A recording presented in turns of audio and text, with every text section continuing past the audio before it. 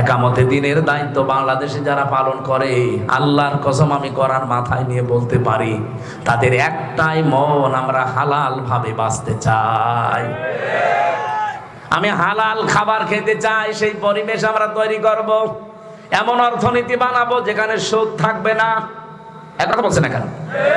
এমন পরিবেশ তৈরি করব যেখানে ঘুষ থাকবে না। সুদ আর ঘুষ দুইটাই কি হারাম না হালাল? বলেন বলেন। এখানে এখনো পর্যন্ত এমন অনেক মানুষ বসে আছে, সুদের টাকা ছেড়েছে, এখানে ওয়াজ শুনছে, শেষ করে যে সুদের টাকা সকালে তুলবে।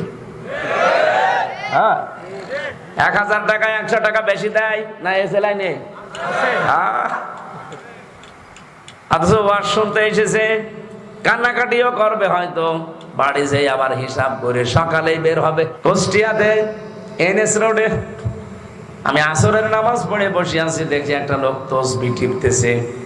নামাজ শেষ করে তসবি তাহলিল শেষ করে বের হয়ে গেল।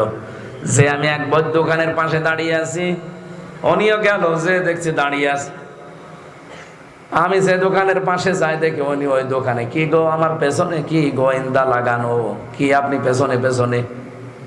দোকানদারকে বললাম যে ভাই, বলছো হুজুর সুদের টাকা তুলতেছে,